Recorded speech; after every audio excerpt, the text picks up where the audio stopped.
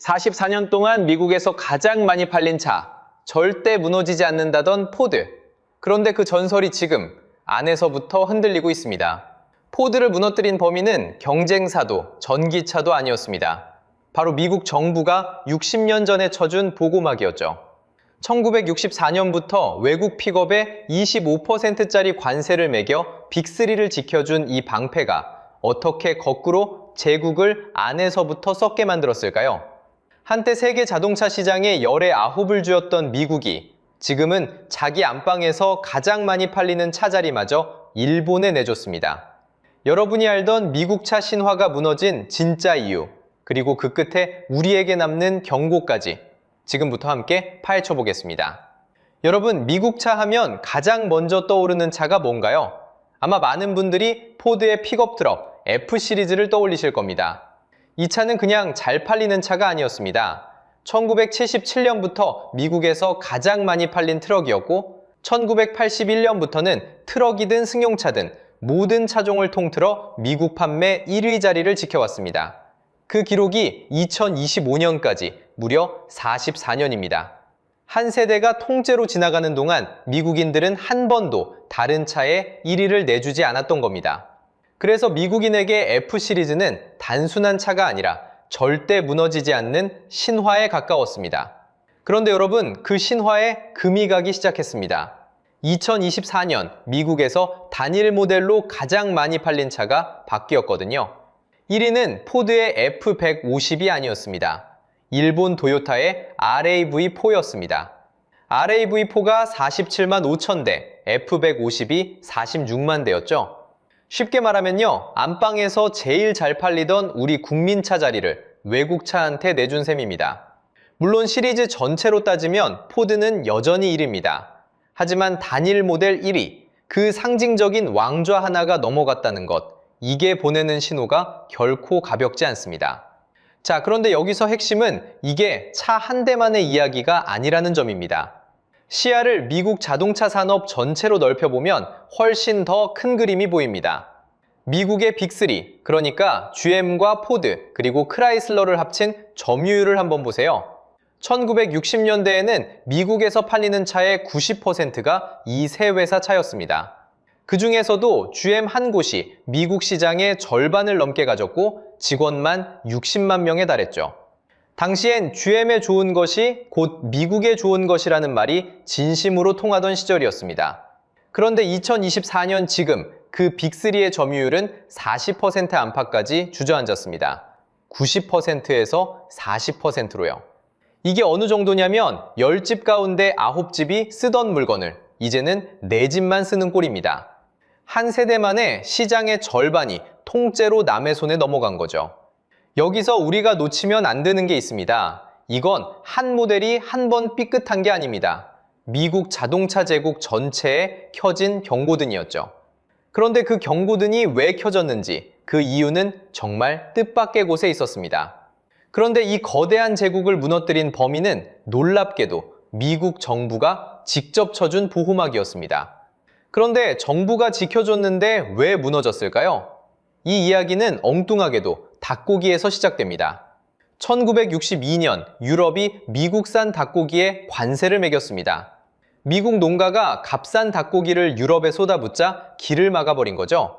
화가 난 미국은 가만히 있지 않았습니다. 1963년 말 존슨 대통령이 보복카드를 꺼냅니다. 수입 경트럭에 25%짜리 관세를 매겨버린 거예요. 이게 바로 그 유명한 치킨세입니다. 닭고기 싸움에서 튀어나온 이름이라 치킨세라고 부릅니다. 1964년 1월에 발효된 이 관세는 지금까지도 살아있습니다. 무려 60년이 넘었습니다. 사람으로 치면 태어난 아이가 환갑을 넘긴 셈이죠. 여기서 핵심은 이 관세의 효과입니다. 외국 트럭이 미국에 들어오려면 가격의 4분의 1을 세금으로 더 내야 했습니다. 토요타도 폭스바겐도 미국 픽업 시장 문턱에서 막혔습니다. 쉽게 말하면 경쟁자를 문 앞에서 막아주는 25%짜리 통행세 장벽이었던 거죠. 그 안에서 빅3는 사실상 독점을 누렸습니다. 경제학에서는 이걸 진입 장벽이라고 부릅니다. 새 선수가 경기장에 못 들어오게 둘러친 담장 같은 거예요. 담장 안에 있는 선수는 편합니다. 도전자가 없으니까요. 그런데 보호막이 있다고 해서 곧바로 망하지는 않습니다. 진짜 문제는 그 다음이었습니다. 이 방패 뒤에서 빅3가 무슨 선택을 했느냐? 바로 거기에 답이 있습니다. 빅3는 더 좋은 차를 만들 이유를 잃었습니다. 시험 범위를 통째로 빼주는 특혜를 받은 학생을 떠올려 보세요. 어려운 문제를 굳이 풀 이유가 없잖아요. 보호받는 기업도 똑같았습니다. 그리고 1975년 또 하나의 허점이 열립니다. 정부가 연비 규제를 새로 도입했거든요. 기름을 적게 먹는 차를 만들라는 규제였습니다. 그런데 이 규제가 묘했습니다. 승용차에는 엄격한 잣대를 들이댔습니다. 반면에 트럭과 SUV에는 느슨한 기준을 줬어요. 특히 무게가 일정 수준을 넘는 대형 SUV는 아예 규제에서 빼줬습니다. 빅3는 이 허점을 놓치지 않았습니다. SUV를 트럭 뼈대 위에 얹어 만들었습니다. 서류상으로는 경트럭으로 분류된 거죠. 그러자 두 가지 보너스가 한꺼번에 떨어졌습니다. 까다로운 연비 기준을 피했고 동시에 치킨세 25% 보호막까지 덤으로 챙긴 겁니다. 이게 바로 SUV 루프홀입니다. 루프홀은 법의 빈틈이라는 뜻이에요. 빅3는 차를 더 잘 만든 게 아니라 빈틈을 더 잘 파고든 셈이죠. 정리하면 이렇습니다. 한쪽 문은 25% 관세로 잠갔습니다. 다른 쪽 문은 규제 허점으로 비껴갔습니다. 경쟁자는 들어오지 못하고 자기들은 어려운 숙제를 피해가는 그야말로 무풍지대가 만들어진 거예요. 바람 한 점 불지 않는 온실 같은 시장이었습니다. 온실 속 화초는 따뜻하지만 강하지 않습니다. 빅3가 딱 그 모습이었습니다. 여기서 핵심은 돈입니다. 빅3가 왜 좋은 차 만들기를 멈췄는지 그 답은 돈의 흐름을 따라가면 선명하게 드러납니다. 자, 차 한 대가 공장에서 나올 때 회사에 얼마가 남는지부터 보겠습니다. F150 같은 풀사이즈 픽업은 한 대를 팔면 순이익이 1만 달러가 넘습니다. 우리 돈으로 약 1,400만 원이죠. 그런데 소형 세단은요, 한 대를 팔아도 손에 남는 게 500달러도 안 됐습니다. 약 70만 원입니다. 같은 공장 비슷한 시간을 들여 만드는데 남는 돈은 20배 차이가 나는 겁니다. 자, 여러분이 사장이라면 어떤 선택을 하시겠어요? 결국 1,400만 원짜리 선택지를 옆에 두고 누가 굳이 70만 원을 만들겠어요? 빅3도 똑같았습니다. 그러니 돈이 되는 픽업과 SUV에 공장을 몰아주고 승용차 라인은 하나둘 접기 시작했죠. 이걸 경제학에서는 기회비용이라고 부릅니다. 쉽게 말하면 픽업 한 대를 안 만들고 세단을 만들 때마다 1,330만 원씩 손해보는 셈이라는 거예요. 그 손해를 누가 감당하려 하겠습니까? 그래서 2018년 포드는 아예 선언을 합니다. 북미에서 거의 모든 세단 라인을 단종하겠다고요. 한때 미국 가정의 마당을 채우던 그 평범한 승용차들이 회계장부 한 장 때문에 줄줄이 사라진 겁니다. 생각해보세요. 픽업 한 대 만들 자리에 세단 20대를 세워야 같은 돈이 남습니다. 어느 회사가 그 길을 가겠어요? 여기서 우리가 흔히 하는 착각이 하나 있습니다. 소비자가 큰 차를 원해서 빅3가 큰 차만 만들었다는 거죠. 그런데 순서가 거꾸로입니다.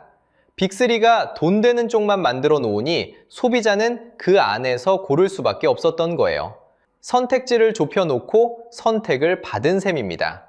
자, 그럼 다른 길은 없었을까요? 같은 시간에 더 싸게, 더 많이 만들면 작은 차로도 돈을 벌 수 있습니다. 이걸 규모의 경제라고 하죠. 많이 만들수록 한 대당 원가가 내려가는 효과입니다. 그런데 빅3는 이 길도 막혀 있었습니다. 원가 구조 자체가 무거웠거든요. 숫자로 보면요, 2000년대 중반 GM은 노동자 한 명에게 시간당 약 73달러가 들었습니다. 같은 시기 일본계 미국 공장은 약 44달러였죠. 무려 40%나 비쌌던 겁니다. 10명을 쓸 돈으로 일본 공장은 16명을 쓸 수 있었다는 얘기예요.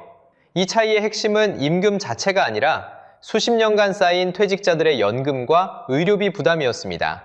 자, 정리해보죠. 원가는 무거운데 작은 차는 안 남고 옆에는 1,400만 원짜리 픽업이 기다리고 있습니다. 결국 1,400만 원을 두고 70만 원을 만들 회사는 없습니다. 보호막이 경쟁을 막아준 사이 빅3는 이렇게 가장 돈이 되는 쪽으로만 달려갔던 거예요. 좋은 차를 안 만든 게 아니라 돈이 안 되는 차를 안 만든 겁니다. 그런데 돈만 쫓은 대가는 엉뚱하게도 소비자의 안전에서 터졌습니다. 푼돈을 아끼려던 그 습관이 사람 목숨 앞에서도 똑같이 작동했거든요. 자, 이제 그 청구서가 누구한테 갔는지 보겠습니다. 먼저 GAM 이야기부터 하겠습니다. 시동 스위치에 결함이 하나 있었어요. 주행 중에 시동이 꺼지면서 에어백까지 먹통이 되는 결함이었습니다. 그런데 이 결함을 고치는 데 드는 부품값이 얼마였는지 아세요? 한 대당 약 90센트. 우리 돈으로 1,300원이 채 안 됐습니다. 자판기 커피 한 잔 값이에요. GAM은 2004년에 이미 이 문제를 알고 있었습니다. 그런데 그 1,300원이 아까워서 그냥 덮었어요. 그렇게 시간이 흘러 결국 리콜에 들어간 게 2014년입니다. 10년이 걸렸어요. 그 사이에 사망자가 13명 넘게 나왔습니다. 다시 한번 정리해 볼게요. 1,300원짜리 부품 하나를 아끼려다 13명이 목숨을 잃은 겁니다. 상식적으로 이게 말이 되나요? 포드도 다르지 않았습니다. 변속기 결함을 두고 오랫동안 잡아떼다가 결국 2019년에 약 4,700만 달러를 물어주기로 합의했어요. 처음에 제대로 고쳤으면 안 나갔을 돈입니다. 버티고 버티다 더 큰 청구서를 받은 거죠. 문제는 이게 옛날 이야기가 아니라는 겁니다. 2025년 한 해 동안 포드가 낸 리콜이 몇 건이었을까요? 무려 152건입니다.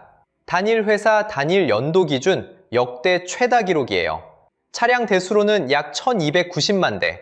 우리나라에 굴러다니는 자동차 절반쯤이 한꺼번에 리콜된 셈입니다. 규모가 와닿으시나요? 2위 업체가 53건이었어요.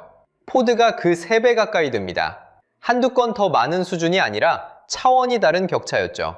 이게 실생활에서 어떻게 나타나는지 볼까요? 미국 학교 통합버스는 쉐보레나 포드차가 많습니다. 우리로 치면 노란 스쿨버스죠. 그런데 현지에서 이런 증언이 나옵니다. 한여름에 에어컨을 켜면 버스가 그냥 멈춰버린다는 거예요. 아이들을 태운 채로요. 기본 품질이 이 정도로 무너졌다는 신호입니다. 컨슈머 리포트라는 미국 소비자 신뢰도 평가가 있는데요. 여기 결과가 더 따갑습니다. 브랜드 신뢰도 상위 10곳 안에 빅3는 단 한 곳도 못 들어갔습니다. 그 자리는 도요타, 혼다 같은 일본 브랜드가 차지했어요. 자, 여기서 핵심입니다. 회사가 정말 돈이 없어서 그랬을까요? 같은 시기 위쪽에선 전혀 다른 풍경이 펼쳐지고 있었습니다.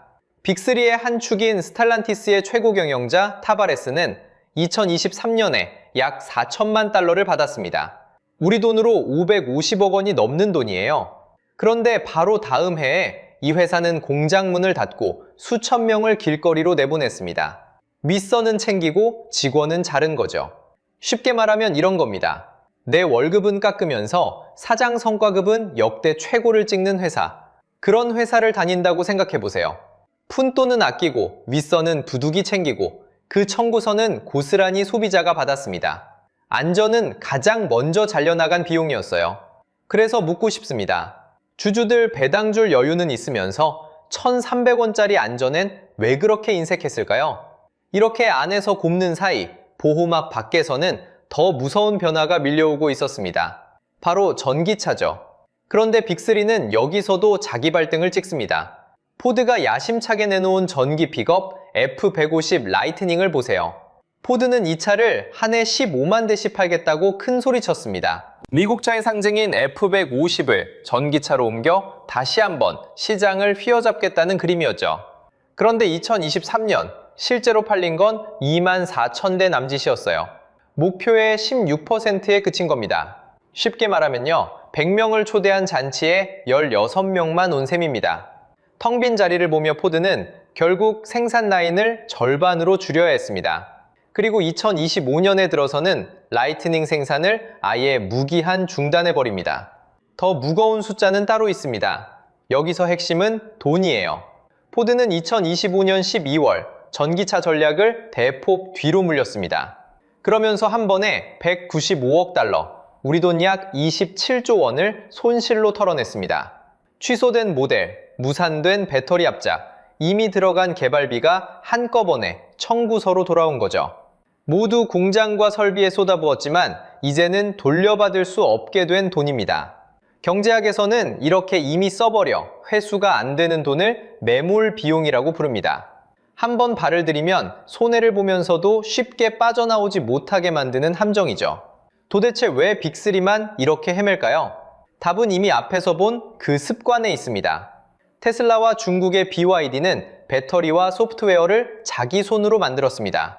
반면 빅3는 핵심 부품을 바깥에 맡기는데 익숙했죠. 늘 그래왔으니까요. 기술을 내 것으로 가진 쪽과 남에게 빌려 쓴 쪽의 격차는 결국 가격과 속도에서 벌어집니다. 한번 그 길로 가버리면 방향을 트는데 엄청난 비용이 듭니다. 이걸 전환 비용이라고 해요. 갈아타고 싶어도 돈이 발목을 잡는 거죠. 그 사이 경쟁자들은 저만치 앞서 달리고 있었습니다. 중국의 BYD는 2025년 전기차를 226만 대나 팔았습니다. 1년 만에 28% 늘어난 숫자예요. 그동안 1등이던 테슬라는 164만 대로 오히려 뒷걸음질 쳤습니다. 결국 BYD가 테슬라를 제치고 세계 1위 전기차 업체에 올라섰습니다.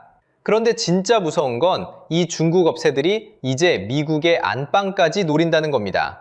60년 동안 빅3를 지켜준 그 25% 관세 장벽 기억하시죠? 중국 업체들은 이걸 정면으로 뚫는 대신 멕시코를 우회로로 삼으려 합니다. 멕시코에서 차를 만들면 그 두꺼운 관세 장벽을 비켜갈 길이 열리거든요. 60년을 버텨온 방패가 드디어 거치려는 신호인 셈입니다.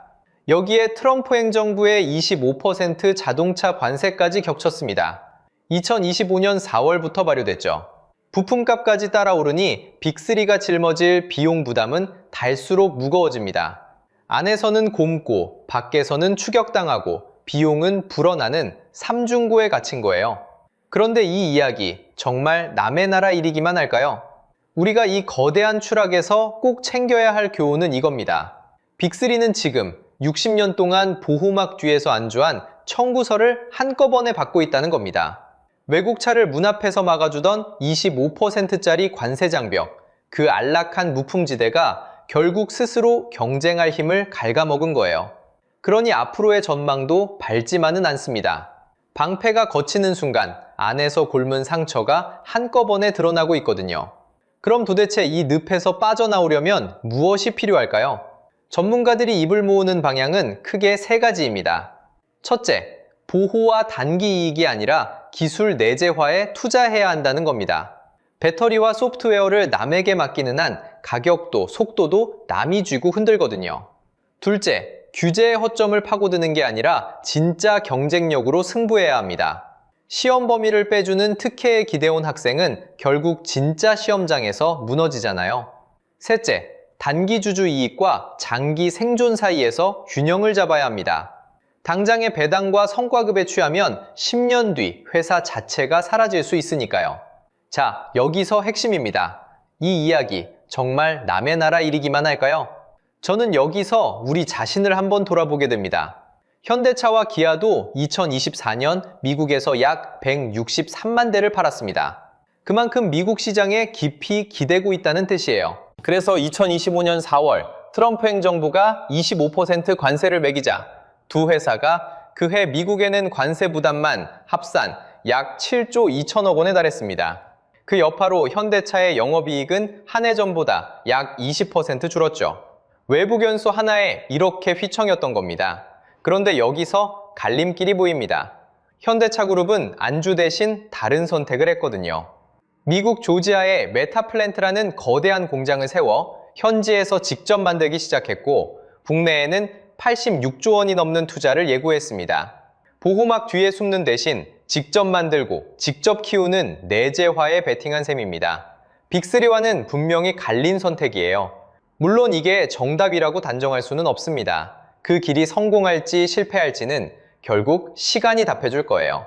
그래서 여러분께 묻고 싶습니다. 여러분은 10년 뒤에도 우리 자동차 산업이 지금처럼 잘 나갈 거라고 확신하십니까? 댓글로 의견 들려주세요. 그리고 사실 미국 자동차 산업의 위기는 기업만의 문제가 아닙니다. 그 차를 사는 소비자에게도 거대한 폭탄이 자라고 있거든요. 다음 영상에서는 미국 소비자들이 짊어진 약 2,300조 원짜리 자동차 빚을 파헤쳐 보겠습니다. 팔아도 빚이 남는 깡통차와 7년짜리 할부의 함정까지요. 오늘 영상이 유익하고 재밌으셨다면 구독과 좋아요 부탁드리겠습니다. 영상 제작에 큰 힘이 됩니다. 다음 영상에서 뵙겠습니다. 테슬라를 꺾고 세계 1위에 오른 중국 BYD. 그런데요, 지금 그 매장 앞에는 차값대인 사람들이 피켓을 들고 서 있습니다. 비결은 기술이 아니었습니다. BYD는 하청업체에 현금 대신 9개월짜리 차용증을 끊어줘줬고 그 외상값으로 세계 1위를 만들었거든요. 여러분, 거래처 대금 한 달만 밀려도 회사가 휘청이죠. 그런데 275일입니다. 이 종이 한 장이 왜 600억 야반도주로 건졌는지, 그리고 그 청구서가 어떻게 한국으로 여러분의 지갑으로 날아오는지 지금부터 끝까지 짚어드리겠습니다. 먼저 한 장면을 떠올려 보세요. 거대한 무대 위에 월드 넘버원이라는 글자가 번쩍입니다. 박수가 쏟아지고 샴페인이 터집니다. 중국 전기차 회사 BYD가 그 주인공입니다. 한때 전기차의 대명사였던 테슬라마저 제치고 세계에서 가장 많이 팔린 전기차 브랜드에 올랐거든요. 숫자로 보면요, BYD는 2024년 한 해에만 순이익으로 약 403억 위안을 벌었습니다. 우리 돈으로 약 7조 6천억 원입니다. 쉽게 말하면 웬만한 한국 대기업 하나가 1년 내내 번 돈을 통째로 챙긴 셈이죠. 누가 봐도 완벽한 승자의 모습입니다. 그런데 같은 시각, 무대에서 멀리 떨어진 어느 도시의 BYD 매장 앞은 풍경이 완전히 달랐습니다. 셔터는 굳게 내려져 있고요. 그 앞에는 사람들이 피켓을 들고 서 있었습니다. 내 돈 돌려내라. 차값을 미리 냈는데 차를 못 받은 사람들이었습니다. 예약금을 걸어둔 사람들도 있었고요. 그 매장을 운영하던 대리점주가 고객들이 맡긴 선수금과 보증금을 싸들고 어느 날 갑자기 사라져버린 겁니다. 매체들이 전한 피해 규모만 약 600억 원이었습니다. 자, 여기서 핵심입니다. 600억 원이면 어느 정도일까요? 평범한 직장인이 한 푼도 안 쓰고 1000년을 모아야 만질까 말까 한 돈입니다. 그걸 한 사람이 들고 도망쳤어요. 이게 무슨 느낌이냐면요, 전세 보증금을 맡겨둔 집주인이 어느 날 그 돈을 통째로 들고 잠적해버린 상황과 똑같습니다. 믿었던 곳이 하루아침에 텅 빈 금고가 되어버린 거예요. 겉으로는 세계 1위 트로피를 들고 웃고 있는데 그 발밑에서는 돈 떼인 사람들이 울고 있었던 겁니다. 상식적으로 생각하면 이상하지 않으세요? 보통 이런 야반도주는 회사가 망해서 벌어지는 일이잖아요. 장사가 안 되고 적자가 쌓이고 더는 버틸 수 없을 때 사람들이 도망칩니다. 그런데 BYD는 정반대였습니다. 망하기는커녕 세계 1위를 찍고 있었어요.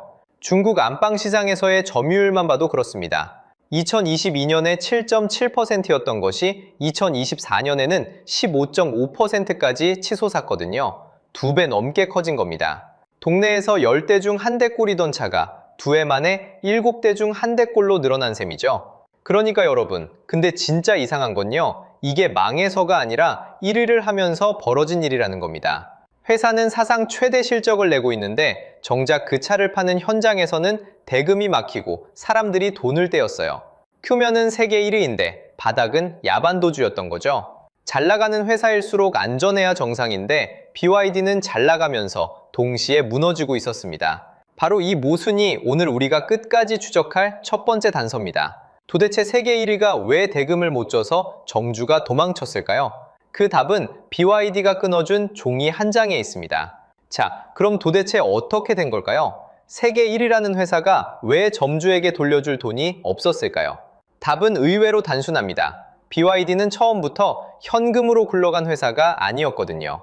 진짜 엔진은 배터리도 기술도 아니었습니다. 바로 결제 구조였습니다. 여기서 숫자 하나만 기억해 주세요. 275일입니다.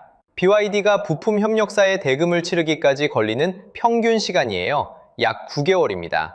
아이를 배서 낳을 시간 동안 협력사는 돈 한 푼 못 받고 기다린다는 뜻입니다. 블룸버그 분석에 따르면 도요타나 폭스바겐 같은 글로벌 완성차의 통상 결제 기간은 50일에서 70일 정도예요. BYD는 그 4~5배를 끌어다 쓴 겁니다. 쉽게 말하면요, 동네 치킨집 사장님을 한번 떠올려 보세요. 닭고기 납품업체 트럭이 매일 새벽에 옵니다. 그런데 사장님이 현금을 안 줘요. 대신 종이 한 장을 써줍니다. 275일 뒤에 갚을게요. 이게 바로 어음입니다. 말이 좋아 어음이지 사실은 차용증이에요. 외상이라는 말이죠. BYD는 이 종이를 어떻게 끊었을까요? 손으로 쓴 게 아닙니다.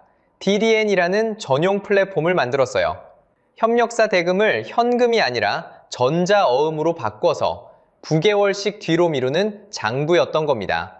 부품값은 전기차 원가의 30%에서 40%를 차지합니다. 차 한 대 값의 절반 가까이가 이 외상장부에 묶여 있었던 셈이죠. 자, 여기서 핵심입니다. 협력사는 9개월 뒤에야 돈을 만집니다. 그 9개월 동안 그 돈은 누구 주머니에 있었을까요? 바로 BYD입니다. 받을 사람은 못 받고 줄 사람은 깔고 앉아 있었던 거예요. BYD는 그 돈으로 무엇을 했을까요? 차값을 더 내렸습니다. 공장을 더 지었습니다. 그렇게 1위를 만든 겁니다. 상식적으로 생각해 보세요. 세계 1위라는 말을 들으면 우리는 금고에 현금이 가득할 거라고 믿잖아요. 그런데 BYD의 1등은 현금으로 쌓은 탑이 아니었습니다. 협력사 수천 곳의 외상을 깔고 만든 1등이었어요. 자기 돈이 아니라 남의 돈으로 굴린 1위였던 거죠. 이 외상 장부의 규모가 도대체 얼마나 될까요? 매체들이 추정하는 금액만 해도 누적 4천억 위안, 우리 돈으로 약 76조 원에 이른다고 합니다. 어디까지나 추정치예요. 정확한 숫자는 BYD도 공개하지 않습니다. 하지만 추정만으로도 76조 원이라면 한 해 나라 살림에 한 통하게 맞먹는 돈이 종이 쪽지로 떠다닌다는 얘기입니다. 거래처랑 일해보신 분들, 직장 생활 해보신 분들은 이 구조가 얼마나 위험한지 바로 느끼실 겁니다. 대금이 한 달만 밀려도 작은 회사는 직원 월급이 막힙니다. 2달 밀리면 사장님이 카드 돌려막기를 시작하죠. 그런데 9개월입니다. 협력사 입장에선 숨이 넘어가는 시간이에요. 이 장면 우리 어디서 본 적 있지 않나요? 불과 얼마 전이었습니다. 티몬과 위메프 사태 말입니다. 입점한 사장님들이 물건은 다 팔았는데 정산을 못 받았어요. 길게는 1년 가까이 돈이 묶였습니다. 그때 그 사장님들이 어떻게 됐는지 기억하시죠? 멀쩡하던 가게가 줄줄이 문을 닫았습니다. 잘못한 게 없는데도요. BYD의 협력사가 지금 딱 그 자리에 서 있습니다. 다른 점이 있다면 규모예요. 떡볶이집 옷가게 수준이 아닙니다. 배터리, 모터, 차체를 대는 수천 개 부품 회사가 9개월짜리 종이를 손에 쥐고 줄을 서 있는 겁니다. 결국 이건 외상으로 돌려막은 1위였습니다. 화려한 1등 트로피의 받침대가 알고 보니 갚지 못한 차용증 더미였던 거죠. 자, 여기서 진짜 무서운 질문이 하나 나옵니다. 이 외상 돌려막기, 우리 정말 처음 보는 걸까요? 매출이 멈추는 순간 종이가 전부 폭탄으로 바뀌는 이 구조, 어쩐지 낯이 익지 않으세요? 맞습니다. 우리는 이미 이것과 똑같은 결말을 한 번 봤습니다. 바로 헝다입니다. 자, 이 외상 돌려막기, 우리 어디서 봤죠? 바로 헝다입니다. 중국 부동산 공룡 에버그란데요. 이름은 낯설어도 그 결말은 다들 기억하실 겁니다. 그런데 헝다가 어떻게 굴러갔는지 뜯어보면 지금 BYD가 하는 것과 소름 끼치게 똑같습니다. 헝다는 아파트를 다 짓기도 전에 분양부터 했습니다. 입주자한테 돈을 미리 받은 거죠. 그 선분양 대금으로 다음 땅을 사고 또 다른 아파트를 올렸습니다. 쉽게 말하면요, 다음 손님 돈으로 앞 손님 공사를 막는 구조였습니다. 집을 팔아서 번 게 아니라 새 빚으로 옛 빚을 가린 겁니다. 여기서 헝다와 BYD를 나란히 놓아보겠습니다. 헝다의 선분양 대금, 이게 BYD에서는 협력사한테 끊어준 275일짜리 어음입니다. 둘 다 미래의 돈을 당겨 쓰는 종이죠. 헝다가 안 팔린 집을 유령 아파트로 쌓아둔 것, 이건 BYD가 안 팔린 차를 협력사와 대리점으로 떠넘긴 재고 밀어내기와 판박입니다. 짓기만 하고 안 팔리면, 찍어내기만 하고 안 팔리면 그 순간 종이는 빚으로 바뀝니다. 그래서 헝다는 어떻게 됐을까요? 총 부채가 약 3천억 달러였습니다. 우리 돈으로 400조 원이 넘습니다. 한 해 나라 예산의 절반을 한 회사가 빚으로 지고 있었던 셈입니다. 2021년에 결국 빚을 못 갚는 디폴트를 냈고 2024년에는 홍콩 법원이 회사 문을 닫으라는 청산 명령을 내렸습니다. 돌려막기는 그렇게 끝났습니다. 자, 여기서 핵심입니다. 외상은 매출이 도는 동안에는 멀쩡해 보입니다. 새 손님이 계속 오면 어제 빚을 오늘 손님 돈으로 막을 수 있으니까요. 그런데 매출이 멈추는 순간 미뤄둔 외상이 한꺼번에 청구서로 날아옵니다. 그게 헝다였고 BYD도 똑같은 길 위에 서 있는 겁니다. 이걸 한마디로 그려보겠습니다. 온실 속 화초입니다. 보조금이라는 따뜻한 바람, 외상이라는 두꺼운 유리벽. 그 안에서만 BYD는 세계에서 제일 큰 화초로 자랐습니다. 밖은 영하인데 안에서만 무성하게 큰 거죠. 문제는 이겁니다. 누가 그 유리벽을 걷어내면요. 바람이 끊기고 벽이 사라지는 순간 가장 크게 자란 화초가 가장 먼저 얼어 죽습니다. 다른 말로 하면 모래성입니다. 밀물이, 그러니까 매출 성장이 계속 밀려들 때만 버티는 성이에요. 파도가 들이칠 때는 단단해 보입니다. 그런데 물이 빠지는 순간 모래는 모래일 뿐입니다. 헝다라는 모래성이 무너지는 걸 우리는 이미 두 눈으로 봤습니다. 그러니 BYD라는 모래성의 결말도 사실 정해져 있다고 봐야겠죠. 생각해보세요. 헝다 때 정부가 빚을 죄니까 무너졌습니다. 그 죄는 장치를 3대 레드라인이라고 불렀습니다. 부채가 일정 선을 넘으면 더는 못 빌리게 막은 규칙이죠. 그런데 BYD에도 똑같은 빚장이 걸렸습니다. 바로 대금을 60일 안에 주라는 규정입니다. 275일 외상으로 불러온 회사한테 9개월을 60일로 줄이라는 건 산소호흡기를 떼라는 말과 같습니다. 이쯤 되면 여러분 머릿속에 결말이 그려질 겁니다. 그런데 정말 무서운 건 따로 있습니다. 이 폭탄의 뇌관을 도대체 누가 눌렀을까요? 협력사도 소비자도 아닙니다. 다름 아닌 중국 정부 자신입니다. 왜 애지중지 키운 1등 기업을 정부가 직접 흔들고 있을까요? 여기에 소름 돋는 진짜 이유가 있습니다. 자, 여기서 정말 이상한 질문이 하나 남습니다.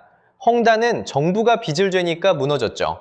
그런데 BYD는 세계 1위입니다. 중국이 그렇게 키우고 싶어 하던 간판 기업이에요. 그런데 왜 그 정부가 애지중지 키운 1등 기업을 직접 흔드는 걸까요? 상식적으로 생각하면 이상하잖아요. 자기 자식을 자기 손으로 때리는 격이니까요. 그런데 여기에 소름 돋는 진짜 이유가 있습니다. 이건 사고가 아니라 설계거든요. 처음부터 짜여있던 각본이라는 겁니다. 순서를 하나씩 따라가 보겠습니다. 1단계는 키우기입니다. 중국 정부는 전기차에 어마어마한 돈을 부었습니다. 차를 사면 현금을 얹어주고 세금도 깎아줬어요. 쉽게 말하면 영양제를 들이부은 겁니다. 아니, 영양제 정도가 아니라 스테로이드였죠. 몸을 인위적으로 부풀리는 약말입니다. 그 힘으로 중국 전기차는 순식간에 거대해졌습니다. 그런데 스테로이드는 영원히 맞을 수가 없어요. 정부가 약을 슬슬 끊기 시작합니다. 현금으로 주던 구매 보조금은 2022년 말에 이미 끝났습니다. 차 살 때 세금을 통째로 면제해주던 혜택도 줄었어요. 2025년부터는 5%를 다시 물리기 시작했습니다. 자, 약을 끊으면 어떻게 될까요? 부풀었던 몸에 민낯이 드러나는 겁니다. 2단계는 난립입니다. 돈 냄새를 맡고 너도 나도 뛰어들었거든요. 한때 중국 전기차 회사가 400개에서 500개까지 늘어났습니다. 동네 치킨집보다 차 회사가 더 많이 생긴 셈이죠. 문제는 그 다음입니다. 다 같이 공장을 짓고 차를 찍어냈어요. 그래서 지금 중국의 차 생산 능력은 한 해 약 5,500만 대입니다. 그런데 중국 사람들이 실제로 사는 차는 약 2,300만 대 뿐이에요. 절반은 만들어봤자 팔 데가 없다는 뜻입니다. 공장 2개 중 하나는 사실상 놀고 있는 거죠. 이렇게 만들 수 있는 양이 팔리는 양을 한참 넘어서는 걸 과잉 생산이라고 부릅니다. 쉽게 말해 시장이 소화할 수 없을 만큼 토해내는 상태예요. 여기서 핵심입니다. 정부가 이걸 모를까요? 다 알고 있었습니다. 오히려 이때를 기다린 겁니다. 그래서 3단계, 속가내기가 시작됩니다. 2025년 정부가 칼을 빼들었어요. 부품값을 60일 안에 갚으라는 규정을 내건 겁니다. 앞에서 봤죠? BYD는 협력사한테 9개월 외상을 끊어주고 버텼습니다. 그런데 그걸 60일로 줄이다니 외상 돌려막기로 굴러온 회사한테는 사형 선고나 마찬가지예요. 이게 얼마나 갑작스러운 일이냐면요. 온 가족이 명절에 둘러앉아 윷놀이를 하고 있는데 갑자기 누가 일어나서 지금 당장 판돈 다 정산해 하고 외치는 겁니다. 외상으로 버티던 사람일수록 그 자리에서 무너지는 거죠. 도대체 정부는 왜 이런 짓을 할까요? 답은 간단합니다. 약한 놈들을 골라내려는 겁니다. 회계 분석으로 유명한 알릭스 파트너스가 이 현상을 두고 섬뜩한 전망을 내놨습니다. 지금 중국의 살아남은 전기차 브랜드가 약 129개인데 2030년까지 재무적으로 버틸 수 있는 건 고작 15개 정도라는 거예요. 100개 중 88개가 사라진다는 뜻입니다. 이걸 그림으로 그려보면 이렇습니다. 검투사 500명을 한 무대에 몰아넣는 거예요. 그리고 자기들끼리 싸우게 둡니다. 정부는 끝까지 살아남는 15명만 챙기면 그만이죠. 나머지는 알아서 쓰러지라는 겁니다. 보조금으로 키워서 세계를 장악하고 그 다음에 솎아낸다. 이게 설계된 학살의 진짜 정체입니다. 여기서 여러분이 꼭 기억하실 게 있습니다. 이번이 처음이 아니라는 거예요. 중국은 전에도 똑같이 했습니다. 태양광이 그랬죠. 막대한 보조금으로 공장을 밀어주니까 세계 태양광 시장을 순식간에 먹었습니다. 그런데 그렇게 키워놓고 과잉 생산이 터지자 결국 자국업체 상당수가 적자로 무너졌어요. 철강도 똑같았습니다. 값싸게 마구 찍어내 세계로 밀어내다가 결국 정부가 강제로 감산시키며 솎아냈죠. 보조금으로 키우고 세계를 장악하고 그 다음 솎아낸다. 보세요. 똑같은 상단계입니다. 그러니까 BYD의 위기는 우연한 사고가 아닙니다. 중국이 이미 2번이나 돌려본 각본이 세 번째로 자동차에서 재생되고 있는 것뿐이에요. 자, 그런데 여기서 진짜 무서운 질문이 나옵니다. 이 칼날이 중국 안에서만 끝날까요? 아닙니다. 검투사 500명이 한 무대에서 피 터지게 싸우면 살아남으려고 어떻게든 밖으로 차를 밀어내거든요. 그 차가 지금 어디로 향하고 있을까요? 이미 우리 안방으로 넘어오고 있습니다. 그러면 이게 바다 건너 남의 일일까요? 바로 여기서부터 여러분 지갑 이야기가 시작됩니다. 자, 그러면 이게 바다 건너 남의 일일까요? 아닙니다. 바로 여러분 지갑 이야기입니다. 중국 안에서 벌어진 솎아내기 칼날이 이미 한국으로 넘어오고 있거든요. 그 청구서가 어떻게 날아오는지 세 갈래로 짚어드리겠습니다. 먼저 운전석에 앉은 소비자입니다. BYD 아토3 한국 출시가가 보조금 빼기 전 약 3,150만 원에서 3,300만 원대예요. 비슷한 국산 전기차보다 1,000만 원이나 쌉니다. 1,000만 원이면 중형차 한 대 값의 절반이죠. 통장에 그 돈이 그대로 남는 셈이니 솔깃하지 않을 수가 없어요. 출퇴근 기름값에 허덕이는 직장인이라면, 아이 키우느라 한푼이 아쉬운 가장이라면 더더욱 눈이 가죠. 그 마음 충분히 이해합니다. 그런데 여기서 핵심입니다. 싸게 산 진짜 청구서는 차를 받는 날이 아니라 3년 뒤에 우편함으로 도착합니다. 쉽게 말하면요, 본사와 딜러 구조가 흔들리는 순간 세 가지가 한꺼번에 무너집니다. 첫째, 부품이 단종되면 수리가 한없이 밀립니다. 잔고장 한 번에 몇 주씩 차가 묶이는 거죠. 둘째, 브랜드 신뢰가 흔들리면 중고차 잔존 가치가 폭락합니다. 1,000만 원 싸게 샀는데 되팔 때 그보다 더 크게 손해보는 겁니다. 셋째, 딜러망이 무너지면 보증서가 휴지 조각이 됩니다. 앞에서 본 600억 야반도주, 그게 남의 나라 일이 아닐 수 있다는 뜻이에요. 결국 1,000만 원 할인의 진짜 영수증은 3년 뒤에 날아옵니다. 지금 중국차 살까 고민하셨던 분들, 이 부분은 꼭 끝까지 들어주세요. 두 번째 청구서는 안 보입니다. 요즘 차는 바퀴 달린 스마트폰이에요. 위치, 주행 습관, 음성, 카메라까지 쉴 새 없이 데이터를 수집합니다. 이걸 커넥티드 카라고 부르죠. 문제는 이 데이터가 어디 서버로 가느냐예요. 그래서 미국과 유럽은 중국산 커넥티드 차량 기술을 규제하는 쪽으로 움직이고 있습니다. 쉽게 말해 1,000만 원 아끼고 내 동선을 통째로 넘기는 셈일 수 있다는 거죠. 공짜로 깎아준 게 아니라 내 위치와 습관을 정립해 간 겁니다. 세 번째 청구서가 가장 무겁습니다. 바로 일자리예요. 한국 자동차 산업에서 직접 일하는 사람만 줄잡아 33만에서 39만 명입니다. 광역시 하나의 인구가 통째로 매달려 있는 산업이에요. 여기에 부품협력사와 정비, 판매까지 더하면 그 식구는 훨씬 더 불어납니다. 중국이 보조금과 외상으로 가격을 끝까지 낮추면 이 출혈 경쟁의 파도가 한국 배터리 3사로, 부품협력사로 그대로 밀려옵니다. 멀리 갈 것도 없어요. 옆 동네 부품 공장 다니는 친구, 정비소하는 매형, 바로 그분들의 월급 봉투가 걸린 문제라는 거죠. 내가 1,000만 원 아끼려고 고른 선택이 돌고 돌아 내 이웃의 일자리를 깎는 부메랑으로 돌아올 수 있다는 겁니다. 여기서 한 가지는 짚고 가겠습니다. 국내 전기버스와 일부 상용차 시장은 이미 중국산 점유율이 상당합니다. 그래서 더 늦기 전에 따져봐야 하는 겁니다. 그리고 오해는 마세요. 값싼 LFP 배터리가 무조건 나쁘다는 얘기가 아닙니다. 검증과 관리, 그리고 데이터 안보가 문제인 거예요.